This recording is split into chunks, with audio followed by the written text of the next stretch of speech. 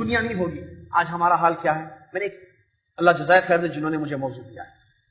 آج ہمارا حال کیا ہے؟ نوجوانوں کا حال کیا ہے؟ حکومتوں کے بارے میں باتیں. سعودی عرب نے یمن پر کیوں حملہ کیا؟ آپ سے اس کا کیا تعلق؟ بتائیے مجھے ذرا. آپ سے سوال ہے. اللہ تعالیٰ پوچھے گا سعودی عرب نے یمن پر کیوں حملہ کیا؟ کرین گری تو کیوں بن لادن کو بند کیا گیا؟ آپ سے تعلق ہے اس کا؟ نہیں ہے نا. آپ سے تعلق کیا ہے؟ آپ سے مجھ سے. اللہ مجھ سے آپ سے کچھ پوچھے گا ہی نہیں پوچھے گا. آخرت میں حساب ہوگا. اس کی تیاری ہے, اس کی فکر ہے, اس آیت پر عمل ہے. یا ایھا الذین آمنوا اتقوا اللہ ولتنظر نفس ما قدمت لغد. ہے فکر اس کی؟ نہیں ہے. بادشاہ وہ اسلامی حکومت ہے یا نہیں ہے؟ انہوں مسلمان حاکم صحیح ہیں یا نہیں ہے؟ وہ داعش و خلیفہ اس کو ماننا نہیں ماننا. سوالات ہوں گے قیامت کے دن, قبر میں ہوں گے, قیامت کے دن ہوگا. اس کے بعد جماعت جمعیت صحیح ہے یا نہیں ہے؟ اسی میں پڑے رہے نا آج کل.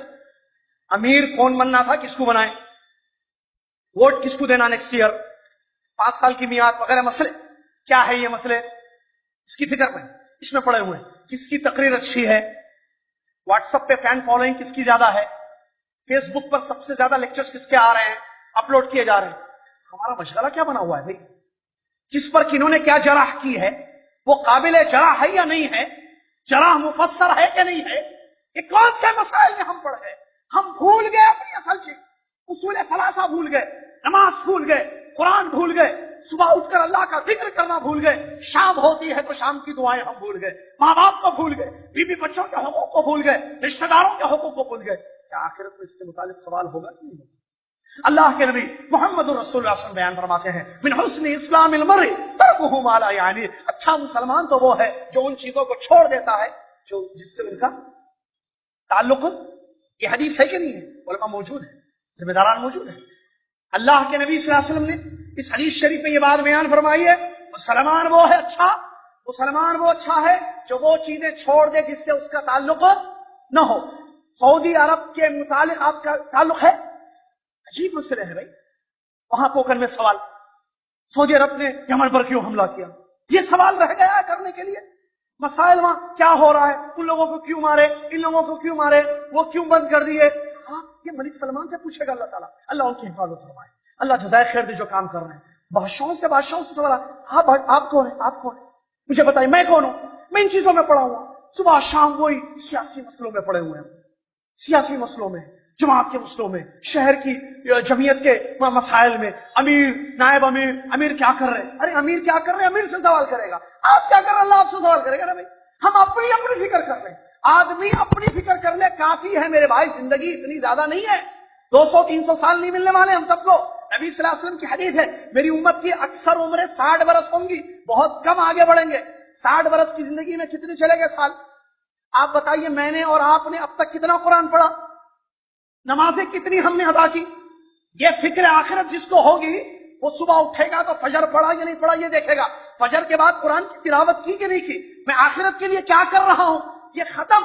اس ابلیس نے, اس ابلیس کے شیطانوں نے, ان کو شیاطین الانس کہیں جیسا کہ قرآن سے ثابت ہے, یا شیاطین الجن کہیں, انسانوں کے شیطانوں نے, جنوں کے شیطانوں نے ہمیں ہماری اصل چیز سے دور کر دیا ہے.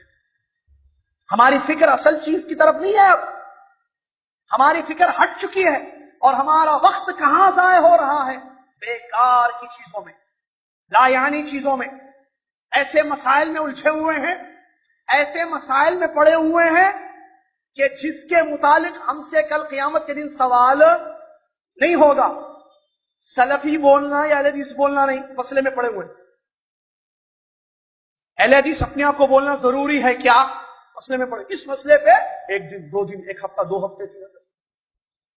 اگر اتنی ہی فکر ہے, ایک سوال کسی عالم سے کرو, صحیح جواب لے لو, مسئلہ ختم 2 منٹ میں. فکر آخرت کی کرو. اس کے بعد منہج ان کا صحیح ہے نہیں ہے, یہ اہل سنہ میں سے ہیں یا اہل البدع میں سے ہیں, کیا ہے. علم حاصل کرو عمل کرنے کے لیے, بحث و مباحثہ نہیں, مناقشات نہیں, تکرار نہیں, وقت کے ضائع کے لیے نہیں, علماء سے لڑنے نہیں. نبی علیہ الصلوۃ والسلام نے بیان فرمایا, جو اس لیے علم حاصل کرتا ہے تاکہ علماء سے جھگڑے, علماء سے لڑے, جنت کی خوشبو نہیں پائے گا کل قیامت کے دن. علم کس لیے حاصل کیا جاتا ہے؟ اگر میں اور آپ علم حاصل کر رہے ہیں میں اور آپ اگر طالب علم بن کر زندگی گزار رہے ہیں تو ہمارا مقصد کیا ہونا چاہیے؟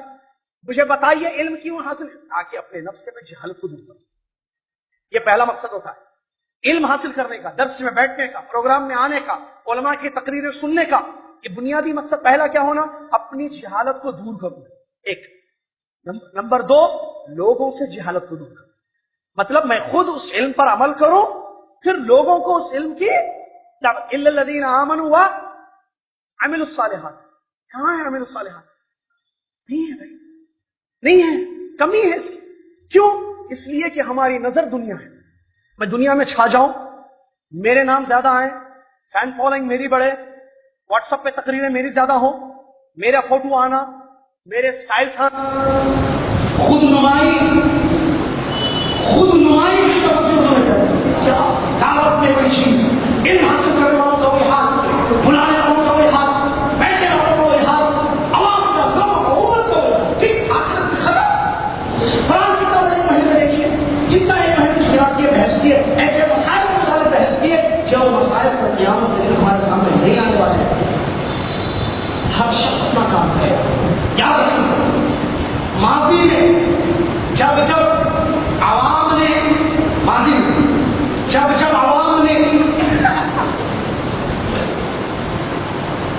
مسئولین کے معاملے میں دخل اندازی کی، سیاسی امور میں دخل اندازی کی، بگاڑ پیدا